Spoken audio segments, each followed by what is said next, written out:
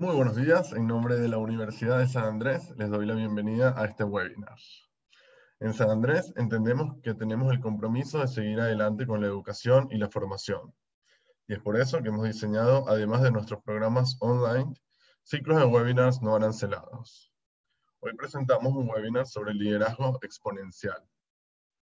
Mi nombre es José Ponte y formo parte del equipo de educación ejecutiva. Si tienen algún inconveniente técnico, escriban en el chat. Habrá colaboradores de la universidad para ayudarnos.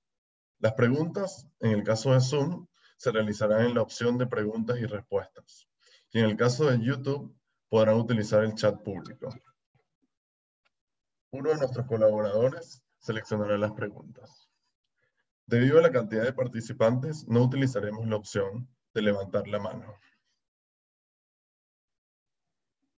Este webinar tendrá una duración aproximada de 1 hora y durante toda la transmisión, los micrófonos de la audiencia estarán silenciados. Ahora le doy la palabra a nuestra invitada de hoy, Agustina Paz, quien es coordinadora del programa Ideas Exponenciales de la Universidad de San Andrés y embajadora de Singularity University para Argentina. Muy buenos días, Agustina, ¿cómo estás? Buenos días, José, y buenos días a todos. Mucho gusto. Es un gusto para mí estar acá. Y quería contarles además que mientras yo voy hablando, tenemos el gusto de contar con Mariela Canteros, de Dicho a Mano, quien va a estar haciendo un registro gráfico en vivo de lo que va pasando en el seminario. Así que, Mariela, bienvenida a este webinar también, y esperamos al final ver los resultados. Muy bien, la idea es que emprendamos juntos un viaje sobre que vamos a hablar sobre liderazgo exponencial, el contexto actual, la nueva normalidad, las competencias exponenciales que vamos a necesitar, qué es esto del liderazgo exponencial, y vamos a hablar un poquito también del viaje del líder. Ahora bien, muchos de ustedes ya deben haber estado escuchando más de una vez en seminarios, en conferencias, en los medios y demás, hablar del contexto VUCA.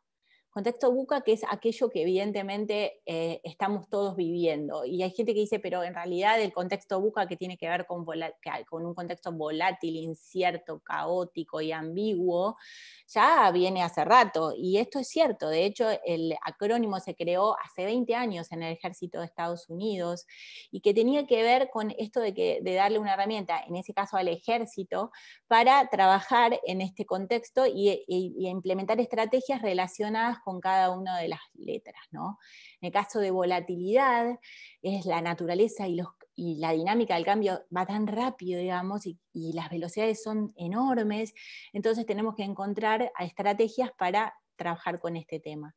Pues la U en realidad es de uncertainty en inglés, que tiene que ver con incertidumbre, la falta de predictibilidad, las perspectivas de sorpresa. No sé si les parece que nos está pasando eso, pero la verdad que estamos viviendo en un momento en donde la sorpresa se convierte en algo muy común, ¿no? Entonces esta incertidumbre, esta falta de predictibilidad nos impacta, y de alguna manera entender que también tenemos que generar estrategias para esto.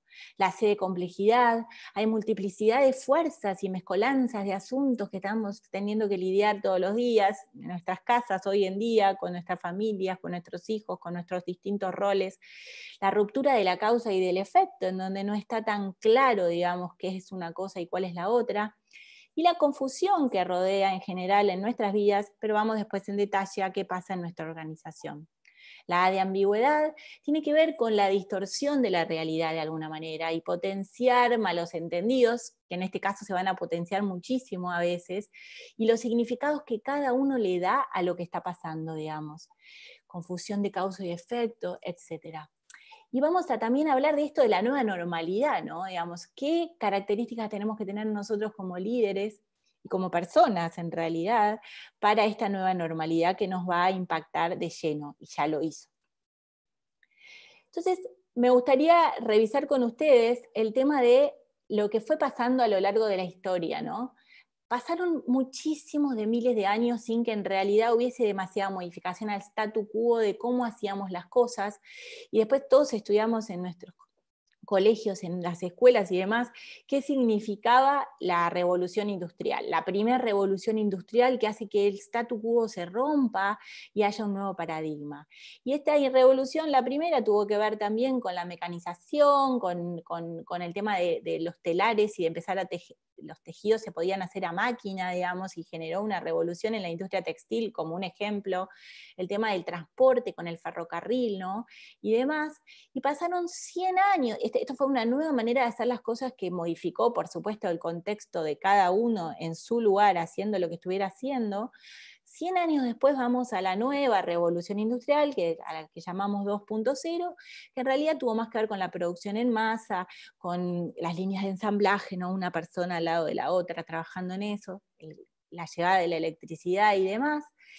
Y 100 años después nos movemos hacia la tercera revolución industrial, que tuvo mucho más que ver con la producción automatizada, ¿no? En donde ya empiezan a haber máquinas que empiezan a cubrir las funciones que se hacían manuales o las hacían personas en aquella producción en masa, usando electrónica, las nuevas tecnologías. Acá aparecen las nuevas primeras computadoras, digamos, las personales y las grandes computadoras que nos ayudaban también a procesar algoritmos que eran mucho más difíciles de procesar de manera analógica.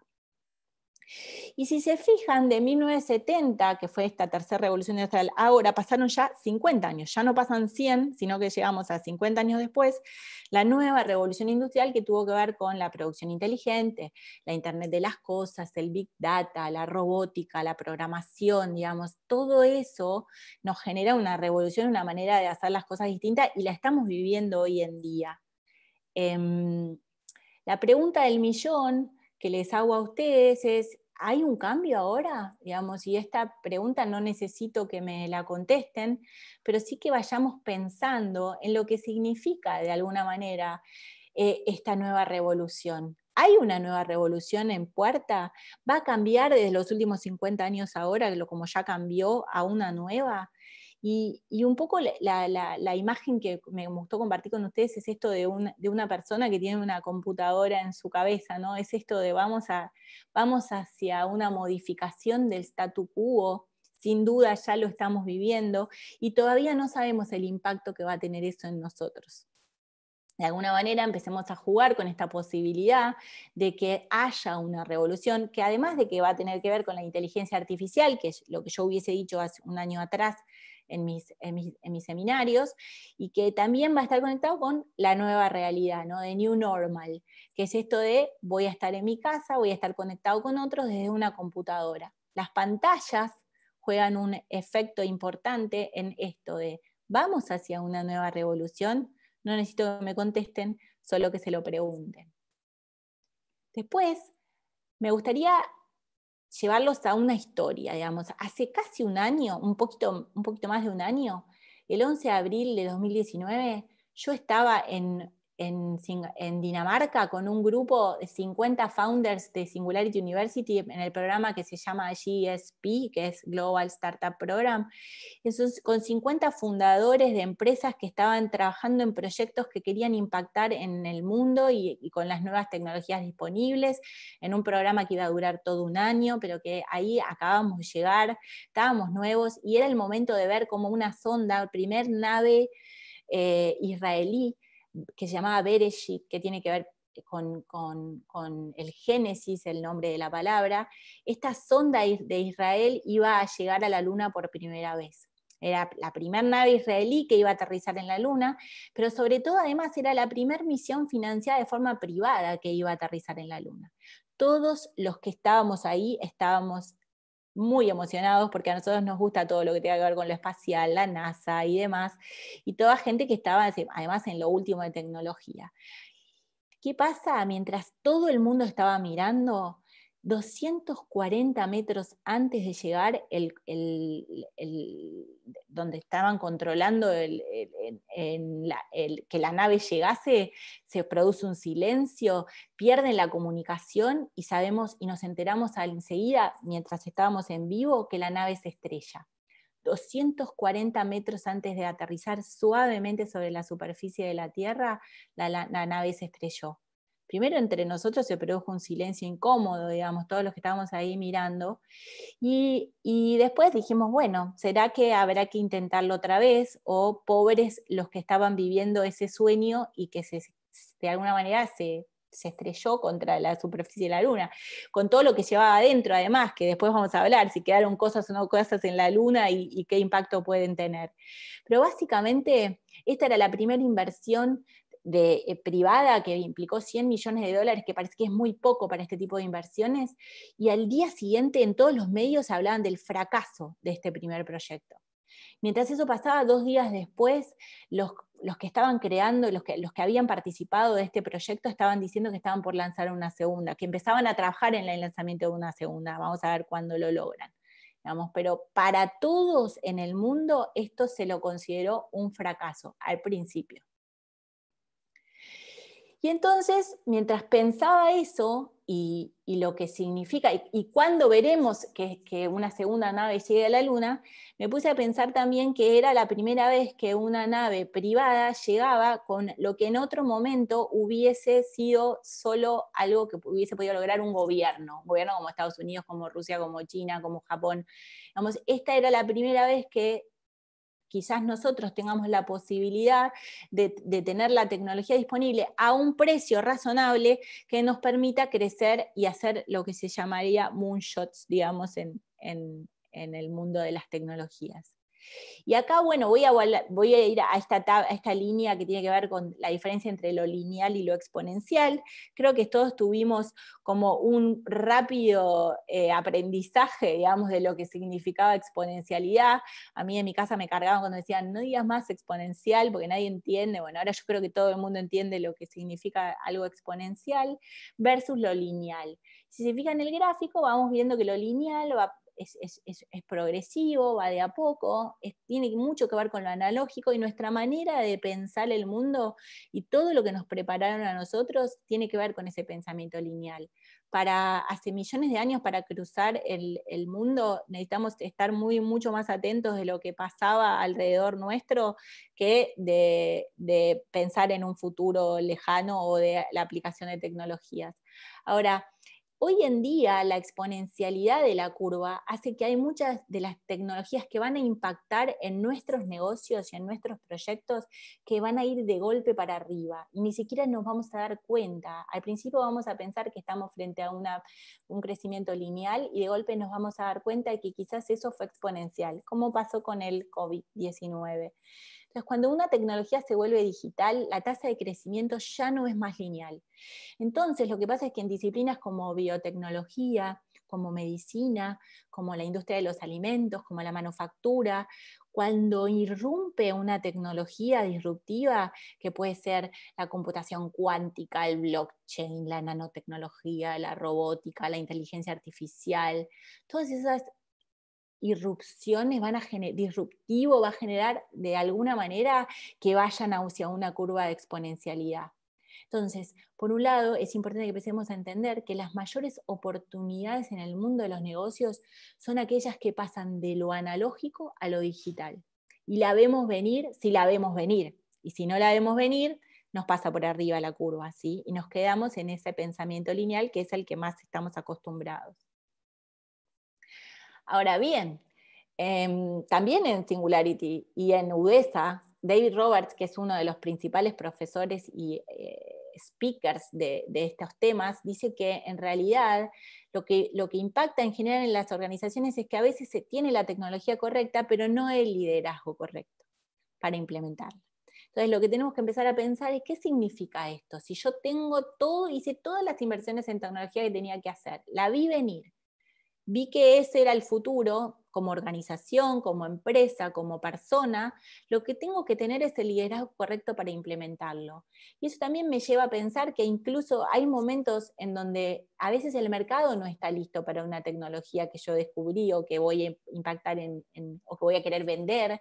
Entonces también encontrar que como líder yo tengo que saber cuál es el momento correcto en donde todas las variables se dan para implementar esa tecnología y que sea un éxito. Y si no lo hago, también puede ser que falle o que tenga que esperar a que esté el momento correcto. las cámaras digitales, digamos, al principio cuando empezó su historia, tenían unos pixeladas bajísimas, entonces la gente que las vendía consideraba que iba a ser un fracaso. Imagínense ustedes ahora que tienen en su teléfono máquinas digitales, digamos, que sin ellas no podríamos sacar toda la cantidad de fotos que sacamos y que borramos sin ton ni son, digamos. Y fíjense que en ese momento no se la veía venir por este crecimiento exponencial. Ahora bien, entonces, cuando yo digo que no siempre se tiene el liderazgo correcto, digo, ¿cómo entreno en esto? Digo, ¿hay alguna manera de desarrollar estas capacidades como líder, como persona, como humano, para ser exitoso cuando la tecnología esté ahí a punto para que yo la utilice? Incluso si la tecnología, el otro día hablábamos en una charla con Alejandro Melamed, ¿y qué pasaría si además de golpe con un virus que no fuese como el que tenemos ahora, sino uno digital, se apagase en todas las computadoras? ¿Qué es lo que nos va a hacer sobrevivir a nosotros, ¿no? Como líderes, como humanos? Imagínense esto. Entonces, por un lado, saquemos de lado un ratito esas tecnologías que necesitamos, esas habilidades tecnológicas o habilidades hard que necesitamos para ser exitosos en nuestro trabajo, e imaginen un mundo sin internet por unos días, si quieren, por unas horas. Vamos, ¿qué capacidades van a tener las personas para ser exitosas?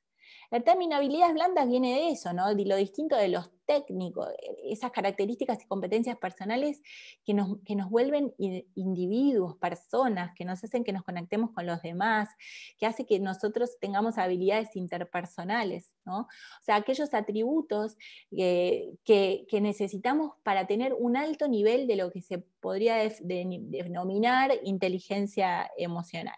Las habilidades exponenciales son atributos que son imposibles de cuantificar. Es difícil medir cuánto tenemos de cada uno de nosotros, pero juegan un factor importantísimo en muchísimos entornos. Creo que esto lo vamos a necesitar aplicar hoy en día, estas habilidades que se pueden desarrollar, digamos, a lo largo del tiempo para nuestra vida, no solo para nuestros negocios, ¿no? Es un momento muy particular. Vamos a ir en detalle y vamos a hablar de algunas de estas habilidades, porque la verdad que si yo me pongo a pensar la cantidad, lo tenemos que ver con autonomía, pasión, proactividad, con autoliderazgo, escucha activa, la responsabilidad personal y social, la capacidad de reflexión, la confianza, la motivación, el aprendizaje continuo, la humildad, la empatía, son un montón de habilidades que a mí me apasionan y que siempre estoy hablando de ellas, si alguna vez me escuchan, que tiene que ver con lo que nos va a hacer que si trabajamos con inteligencia artificial o con robots al lado nuestro, nos vuelvan únicos de cualquier manera, nos van a necesitar igual. Y vamos a hablar, y voy a hacer zoom en algunas de estas hasta llegar más con foco en liderazgo. La primera de estas es empatía, ¿no? La empatía como capacidad de comprender la vida emocional de otra persona. Siempre decimos esto de ponernos en zapatos del otro. Y esto significa comprender al otro en toda su complejidad. Y no significa ser simpático, ni siquiera tengo que estar de acuerdo con lo que le está pasando al otro. Yo solo tengo que activar mi escucha, apagar mis propios ruidos y ver cómo está interpretando lo que está pasando el otro y cómo yo tengo que entender esa interpretación, digamos. O sea que en realidad no significa estar de acuerdo en todo lo que pase con mi interlocutor, sino poder compartir sus sentimientos, ¿sí? Identificarme con él y de esa manera activar mi escucha para hacer de alguna manera apoyo en lo que está pasando y también poder entender cómo tengo que actuar yo en función de la empatía. La siguiente habilidad, y perdón, yo sé que hablo muy rápido, así que cualquier cosa me avisan si estoy yendo muy rápido. La siguiente habilidad que vamos a tener que desarrollar y que de paso nos da tiempo durante este tiempo, esto de que estamos además viendo cómo nuestros chicos las adquieren en sus casas. Yo estoy conviviendo con mis 2 hijos que están teniendo el colegio en casa y voy viendo entonces cómo los colegios les están dando estas habilidades que en realidad también impactan a cómo yo como madre se las estoy enseñando. Este proceso en realidad propone entender, evaluar, analizar la manera en que se organizan los conocimientos que nos llegan para poder interpretar esto. Diferenciar lo que son hechos de opiniones, digamos, y voy a ir a hacer zoom en eso después. Y cómo voy a decidir aceptar aquellas cosas que yo consideren como verdaderas y rechazar otras. Y en eso quiero que pensemos que todos, cuando interpretamos la realidad o lo que nos viene, el usar el pensamiento crítico es fundamental porque me va a ayudar a interpretar los hechos. Y nosotros todos, por cómo está creado nuestro córtex cerebral, digamos, además tenemos lo que se llama sesgos cognitivos.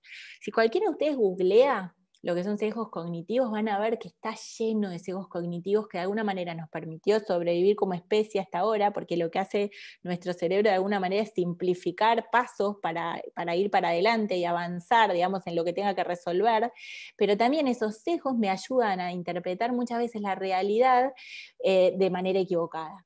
Y todos los que están alrededor mío van a tener los mismos sesgos, así que yo cuando empiezo a practicar el pensamiento crítico, de alguna manera incluso me puedo dar cuenta de lo que todos damos por verdadero, no necesariamente lo es. Y en algunos casos, si yo aplico el pensamiento crítico, para discernir la realidad voy a después decidir si sigo avanzando en un tema o no. Y además voy a poder influir en lo que pase alrededor mío, en mi organización, en mis colaboradores, si soy líder en una organización, con mi familia, con mis hijos, ¿sí? Buscar tener una idea justificada de la realidad y no aceptar ciegamente lo que me llegue de afuera, aunque yo confíe en la persona que me lo está dando. Esto es pensamiento crítico. La siguiente habilidad en la que me quiero detener y hacer zoom es la de colaboración, ¿no? Trabajar con otros. No es nada fácil. Y encima, además, esto hoy está complejizado de alguna forma porque tengo que trabajar con otros para lograr un fin sin vernos tanto, digamos, cada uno desde sus casas, en una cuarentena, que no sabemos cuánto tiempo va a durar, pero además con distanciamiento que va a prolongarse con el tiempo, digamos, probablemente el home office es un futuro posible, se vuelva una realidad bastante común. Entonces, casi todos los trabajos imaginables de hoy implican al menos un esfuerzo conjunto entre los miembros que trabajan en una organización en forma remota. Pero digamos, la colaboración es lo que nos va a permitir, si me dejan a mí que dé una opinión, mejor y rápidamente salir de esta crisis versus la competencia, ¿no? Si los países empezasen a competir entre sí, que es una posibilidad, para encontrar una cura, no iría tan rápida esa cura como si todos empezamos a colaborar y todas las disciplinas distintas de los distintos lugares empiezan a colaborar para que la cura esté disponible lo antes posible. La cooperación es esencial y es una habilidad esencial para todos los sectores, para el mundo personal y profesional en las organizaciones. Construir colaboración implica sí o sí construir confianza. Entonces, aquellos que son más efectivos para generar confianza en realidad son aquellos que pueden utilizar las competencias anteriores de las que vengo hablando, la empatía y demás, para construir esa confianza y que todos podamos trabajar en equipo. Y cumplir entonces con las expectativas que se van dando, ¿no? Ser confiable con el que tengo al lado, que de alguna manera quiera confiar y colaborar conmigo. Incluso en un mundo exponencial, los competidores podrían decidir en algunos casos colaborar para salir de la crisis. Otra de las habilidades fundamentales que no puedo dejar de nombrar en este seminario tiene que ver con la resiliencia. Yo elegí la imagen de este Wall-E muy particular que me llegó a mí en una época donde trabajaba en innovación educativa, que tiene que ver con la que me encanta, es la capacidad de las personas para adaptarse positivamente a las situaciones adversas y salir fortalecido. O sea, la palabra resiliencia fue robada de otras disciplinas, pero la usan en psicología para decir qué significa sobreponerse a momentos críticos, adaptarse, experimentar alguna situación inusual e inesperada. Creo que no tengo que ahondar demasiado ahí porque todos sabemos lo que significa hoy en día tener que experimentar algo que nos saque de nuestra zona de confort, que sea inusual, que sea inesperada, y también veo cómo vuelvo a la normalidad, aunque la normalidad sea una nueva normalidad, va a ser la nuestra. Esta resiliencia es una aptitud de adaptar a algunos individuos la agarran enseguida, digamos, a la resiliencia o la tienen ya dada, pero se puede también contagiar. Si yo demuestro con el ejemplo mi capacidad de resiliencia, creo que también puedo ayudar a otros a que vean o que manejen de alguna manera el estrés de una mejor manera y pensar en un futuro mejor.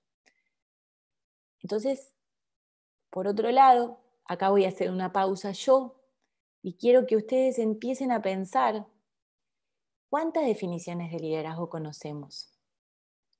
Muchísimas, ¿no es cierto? Piensen en cuántos libros en las librerías cuando podíamos ir a pasear aparecían hablando de liderazgo.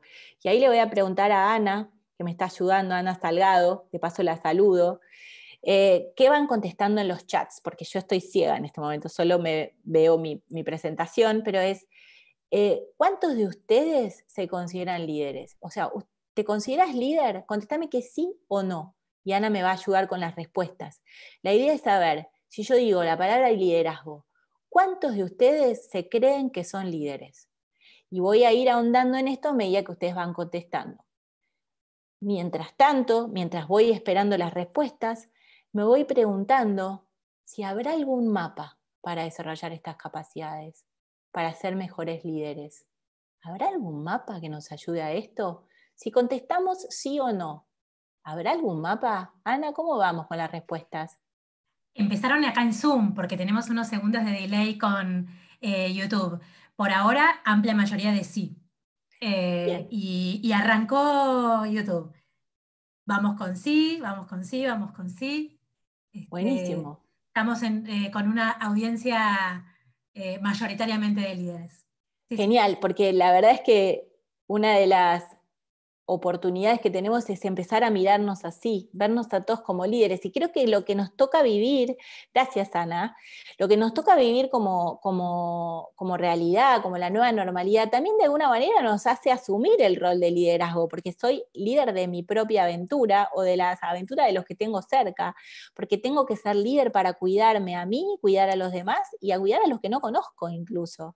Pero digamos, el tema del liderazgo se vuelve como algo que ya no está definido por un rol específico, no es ser gerente, ser líder, sino que yo puedo elegir ser líder en el lugar en el que me encuentre.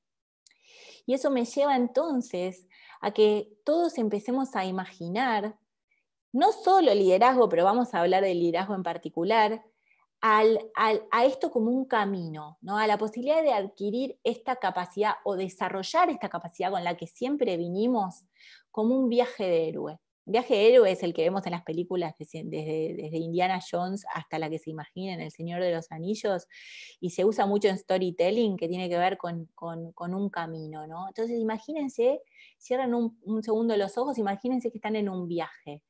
Y al adquirir la capacidad de liderazgo exponencial, es mucho más como un viaje que como otras analogías que voy a usar.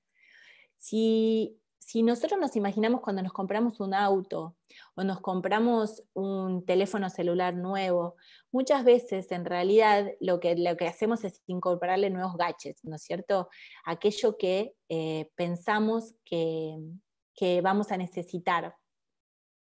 Y entonces nuestro teléfono se va volviendo más inteligente porque le agregué, algo inalámbrico para que el cargador inalámbrico, o en un auto le pinté las llantas de negro, le cambié y lo puse polarizado.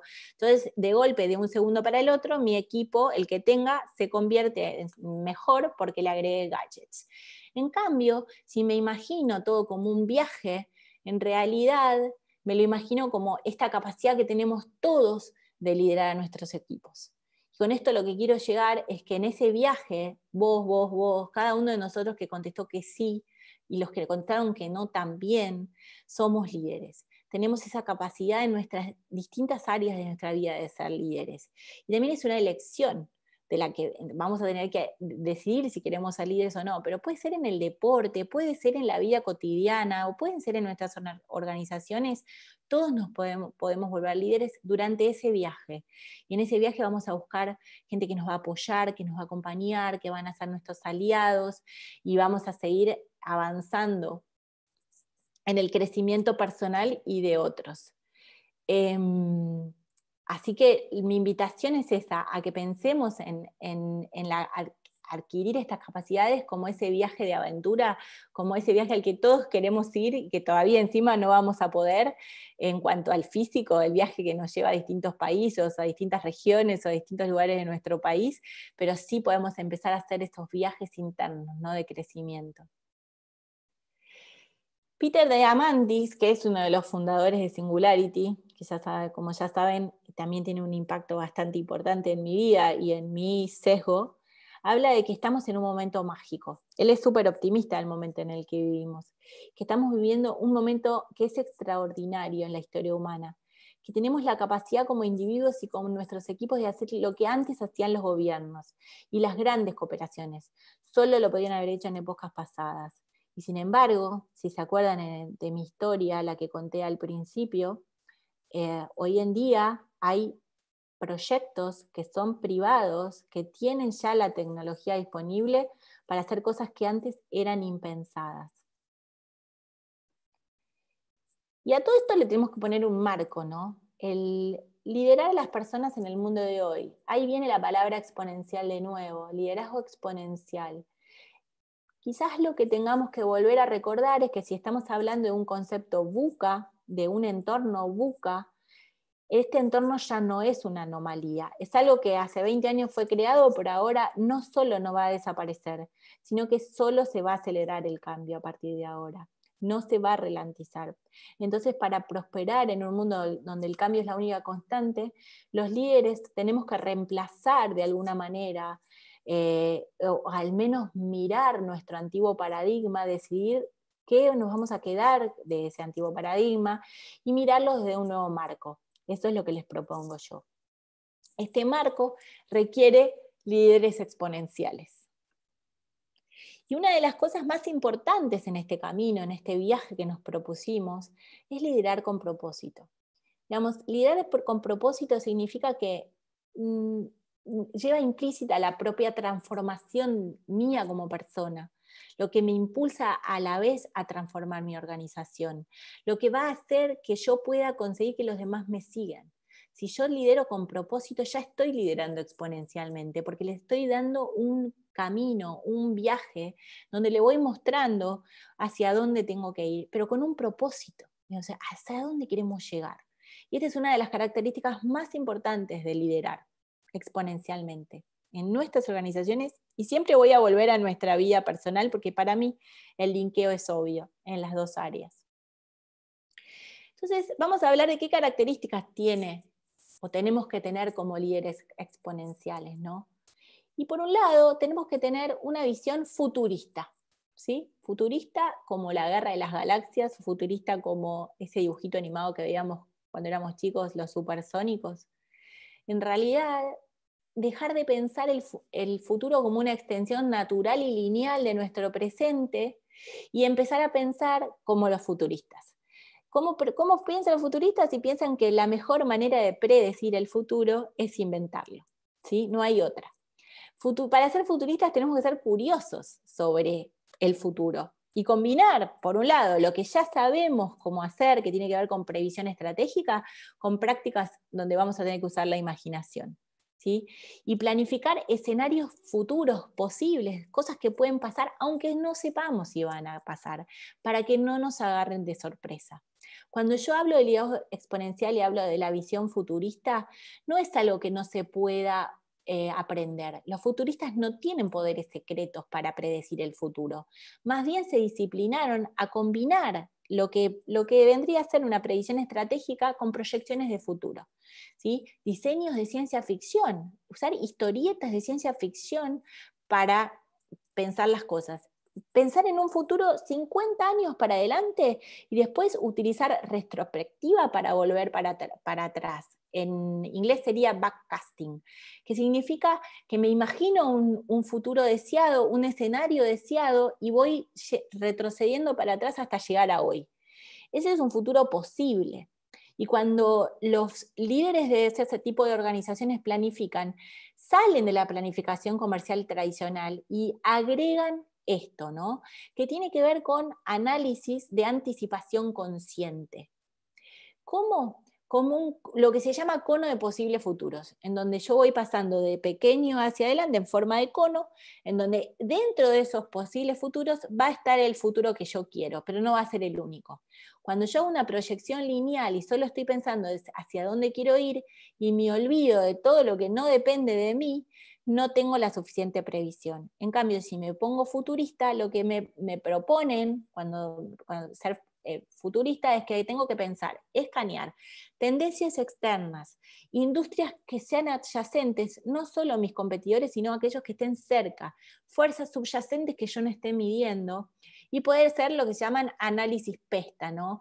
El análisis PESTA lo que tiene que ver con todo lo que está afuera de nosotros como organización, digamos, que tiene que ver con lo político, con lo económico, con lo social, ¿no? Con todas aquellas, lo tecnológico, digamos, con todas aquellas cosas de las que mi organización no va a poder hacer nada, pero de alguna manera van a impactar en la macro de hacia dónde voy a insertar mi organización a futuro. Entonces me voy a preguntar, por un lado, ¿cuáles son los futuros posibles? Y voy a describir todos, digamos, y estos van a estar impactados por una gama de eventos que yo no puedo decidir. ¿Cuáles son los futuros plausibles? Voy achicando mi cono, ¿no? El cono de posibles futuros. Bueno, dentro de los plausibles van a haber algunos que van a ser muy poco probables que ocurran. Entonces, ¿cuáles son los futuros probables? Digamos, se va achicando mi cono. Y estos son los más probables, los futuros más probables que sucedan, analizando todos los impactos macro que no dependen de mí. Y con eso voy a elegir cuáles son mis futuros preferidos. Hacia allá voy a tratar de poner toda mi fuerza como líder para ir, pero no sé si voy a llegar, digamos, pero lo voy a planificar hoy en día y voy a tener bien claro que de todos los futuros probables, mis preferidos son esos, ¿sí? Y esa es la visión futurista, es la anticipación consciente para que las cosas no nos agarren por sorpresa todo el tiempo. La otra capacidad que tenemos que desarrollar como líderes exponenciales en este nuevo marco de cambio de paradigma tiene que ver con una actitud innovadora, ¿no? Nosotros como líderes tenemos que ser innovadores y no vale pasarle la innovación al que está al lado mío dentro de la organización, al creativo.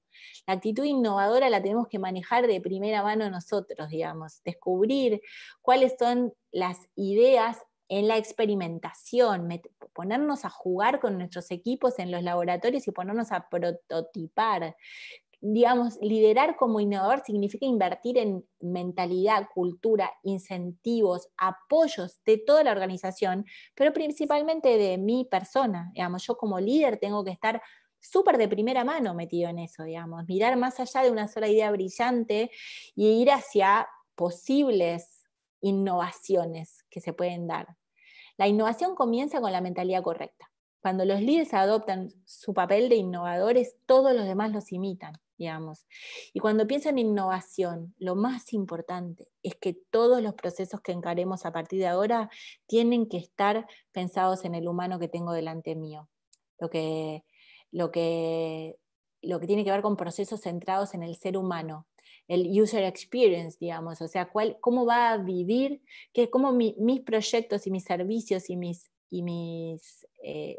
cualquier cosa que yo emprenda impacta en el otro, en mi cliente, ¿sí? Y qué habilidades tengo yo como líder para contar historias, de qué quiero que ellos compren de alguna manera, historias lindas, ¿no? Obviamente, y que ellos de alguna manera compren. Entonces, tiene que estar centrado en el ser humano, en la observación, en hacer preguntas, cómo mis clientes están viviendo, ¿no? El foco en el cliente es fundamental como actitud innovadora y de alguna manera saber que vamos a dar vida a algo nuevo, algo que va a impactar positivamente o negativamente en nuestros clientes, pero queremos que impacte positivamente en nuestros socios, en nuestros empleados, digamos. En Amazon, Jeff Bezos habla siempre de que está obsesionado con el día 1, porque ya cuando llegas al día 2 como que te conformaste. Entonces dice que toda la organización tiene que vivirla como si fuese siempre el día 1, ¿no? Como en realidad es el día de la marmota, pero que vamos mejorando ese mismo día todo el tiempo. No sé si vieron la película El día de la marmota, que a veces quizás lo estemos sintiendo en el cuerpo nosotros, donde todos los días se empiezan a aparecer un poco, pero en la organización sería enfocados en el día uno con esa obsesión con nuestros clientes, una visión escéptica de que no haya intermediarios, digamos, y de tratar de transmitir mi entusiasmo como líder, cuáles son las nuevas tendencias y tomar decisiones a gran velocidad. Todo esto comienza, toda mi actitud innovadora comienza con el cliente. Entonces tengo que aprender a observar lo que a mi cliente siente cuando compra o adquiere mis proyectos o mis servicios o mis productos. La siguiente actitud y foco que tiene que tener cualquier líder exponencial es que tiene que estar atento a la tecnología, a lo último. Y no basta con leerlo en el diario, tiene que empezar a aprenderlo de a primera mano. Como quizás visitar inclusive laboratorios en donde algo está pasando, de prototipado, de este tipo de tecnologías, pero empezar a vivir de primera mano la tecnología. Nosotros no podemos seguir siendo analógicos en este mundo que nos toca vivir. Tenemos que estar atentos a todo lo que está pasando en innovación digital. Tenemos que estar teniendo esa mirada puesta en lo que va a suceder en mi organización cuando eso impacte en mi industria. Y además tengo que ver cómo eso va a afectar no solo en mi industria, sino en todas las industrias que estén cerca mío, las industrias adyacentes. Porque la tecnología puede digitalizar y reemplazar productos físicos y servicios rápidamente. Y entonces van a ser reemplazados los que yo hago si no estoy mirando y estoy teniendo foco en la tecnología, que sería ser tecnólogo básicamente. Y la tecnología, por más que nosotros vendamos ropa, tiene que estar en nuestra diaria. Digamos, la discusión de la tecnología antes estaba pensado que era para los expertos, ¿no? Para los expertos que iban a implementar cambios tecnológicos en mi organización. Y hoy los líderes son los que tienen que generar en sus reuniones con sus equipos, como de tener en sus reuniones estrategias sí o sí una charla de qué se puede digitalizar de lo que yo ya tengo, qué productos estarían desafiando mi statu quo, qué otras industrias que no miro generalmente pueden impactar eventualmente en mi organización, etcétera. Es decir, ser líder exponencial significa que yo no puedo terciarizar el conocimiento de la tecnología. ¿Tengo que ser experto en tecnología? No hace falta ser experto en tecnología, pero no me puedo conformar con solo estar mirando de costado o leyendo lo que pasa en los diarios. Otro importantísimo foco al que tengo que prestar mucha atención es el foco en las personas.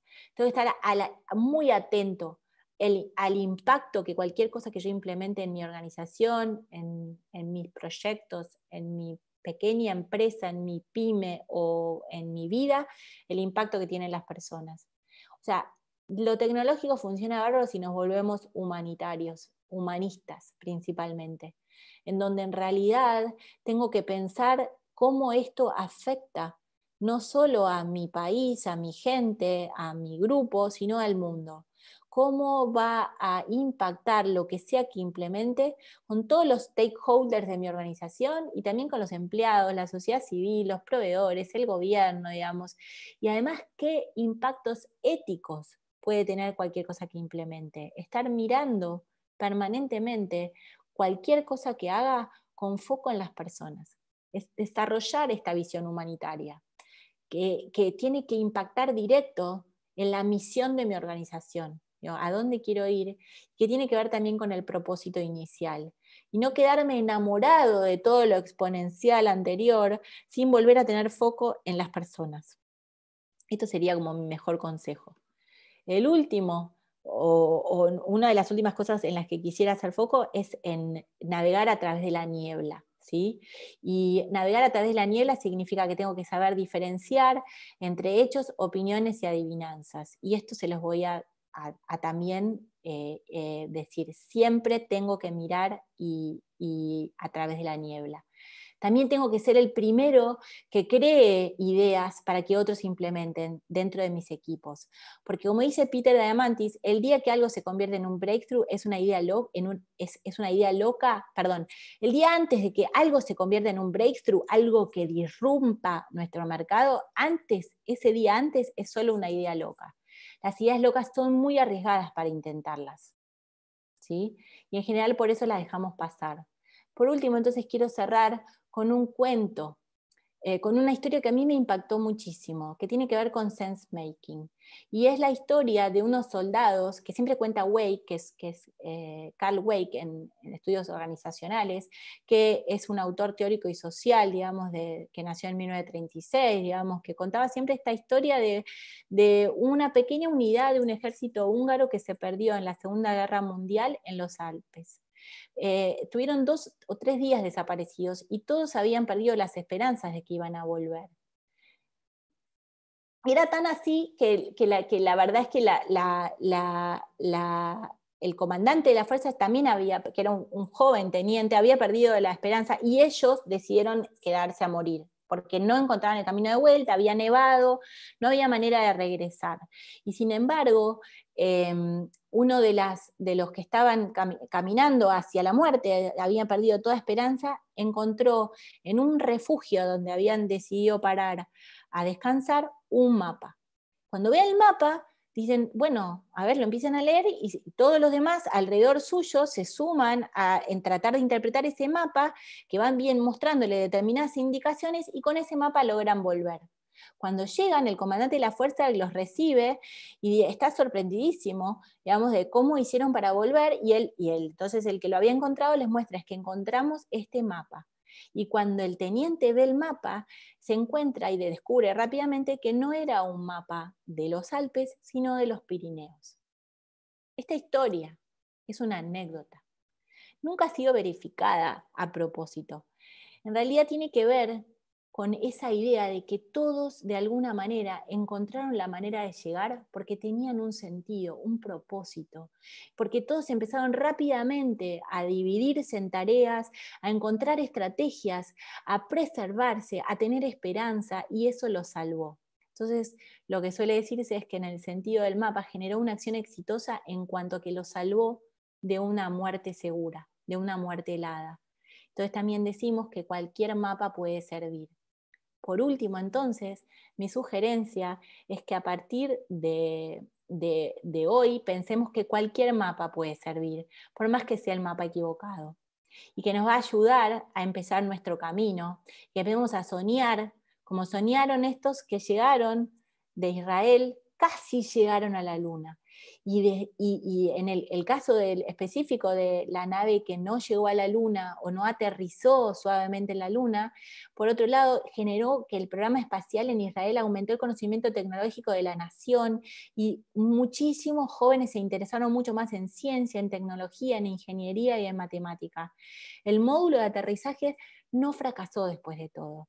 Llegó a la órbita lunar, ¿no?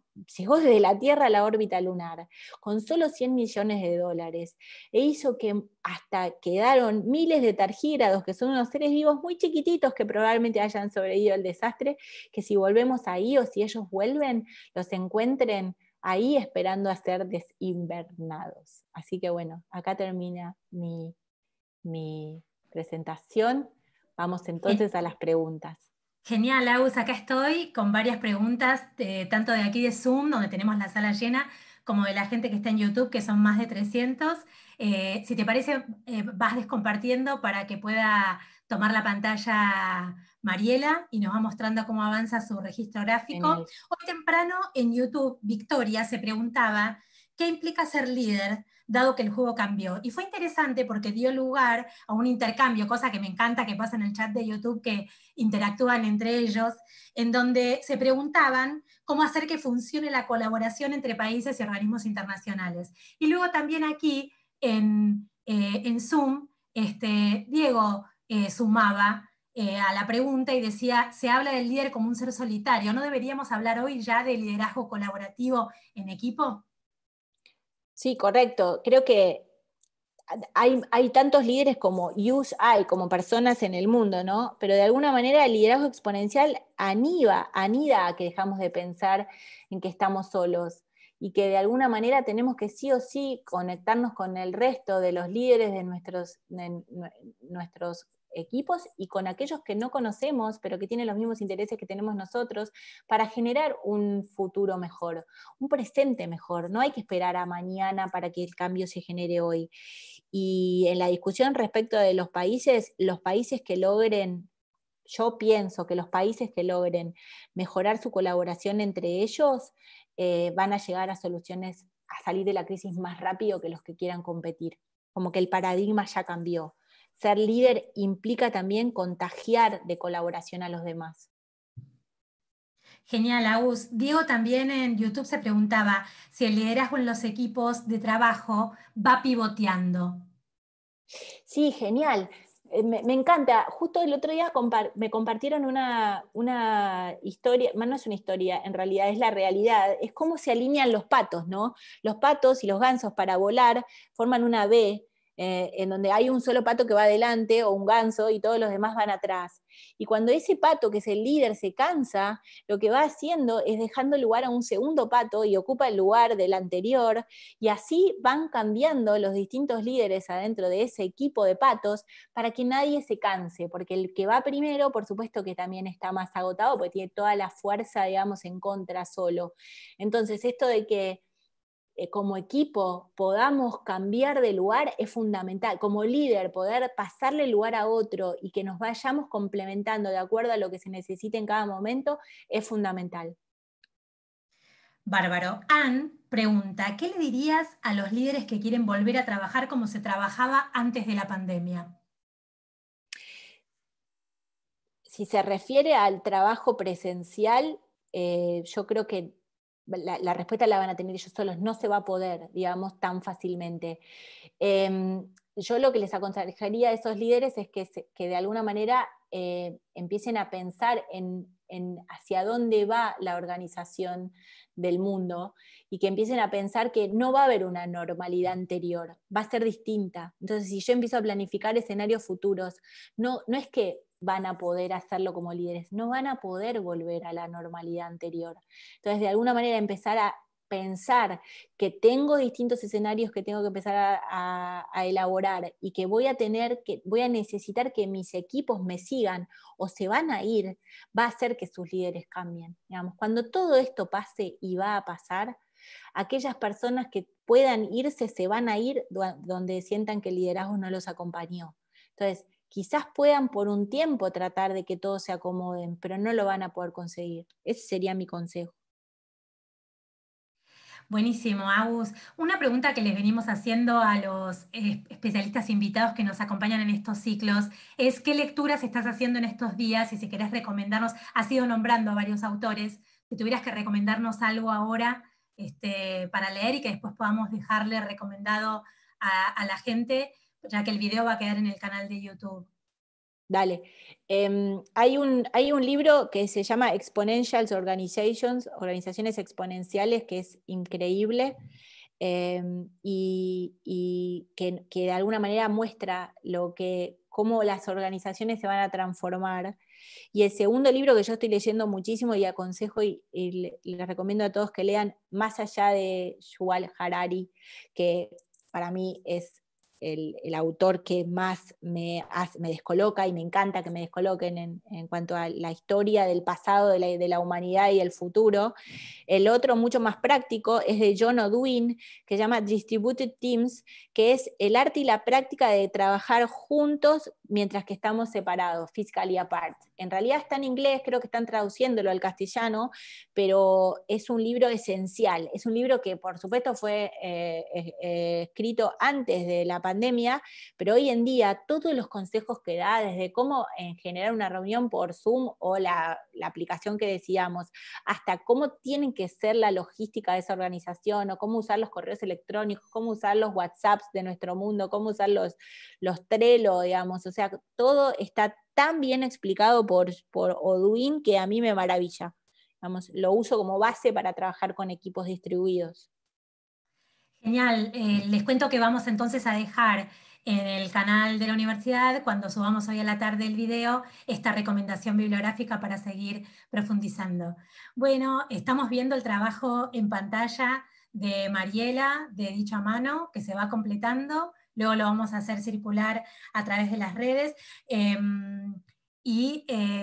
entonces vamos cerrando, Agus, te agradecemos muchísimo y si te parece, volvemos a compartir entonces tu pantalla para dar el cierre y le doy la palabra a José. Buenísimo, Anita, muchísimas gracias. Y bueno, una vez más, a Agustina, muchísimas gracias por la conversación que tuvimos hoy y por supuesto todas las herramientas que nos ha brindado. Y una vez más a todos nuestros participantes por su tiempo y por seguir acompañándonos en estos ciclos de webinar que hemos desarrollado especialmente para este momento. Y los invitamos el próximo martes 12 de mayo a las 12 horas, cuando estaremos conversando con Ezequiel Caja y cerraremos nuestro ciclo de líderes digitales con el webinar de liderazgo ágil. Bueno, no me queda más nada que invitarlos a suscribirse en el canal de YouTube de la Universidad de San Andrés para que sigan todas las notificaciones que tendremos y puedan visitar nuestros webinars anteriores. Muchísimas gracias una vez más por su tiempo. Gracias a todos, hasta luego. Gracias.